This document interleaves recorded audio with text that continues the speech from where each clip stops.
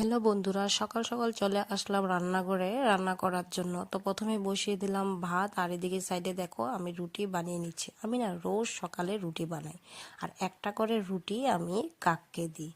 বলে কাককে যদি রোজ একটা করে রুটি দেওয়া হয় তাহলে বলে খুব ভালো হয়।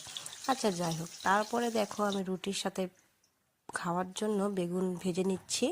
কে কে রুটির সাথে বেগুন ভাজা খেতে ভালোবাসেন অবশ্যই আপনারা কমেন্টস করে জানাবেন। তারপর বেগুন ভাজা হয়ে গিয়েছে, এখন আমি ব্রোকলির একটা রেসিপি বানাবো, তার জন্য ভেজে নিচ্ছি আলু। ভেজে নিয়ে তারপরে আমি ব্রোকলিটাকে রান্না করে দেব। এই ব্রোকলির এই রান্নার রেসিপিটা আমি ফুল ভিডিওটা আমি ছেড়েছি, আপনারা প্লিজ দেখে নেবেন। তারপর দেখো কথা বলতে বলতে ব্রোকলিটা হয়ে গিয়েছে, আমি এখন একটা বাটির মধ্যে নামিয়ে নিয়েছি। দেখুন কি সুন্দর হয়েছে না দেখতে।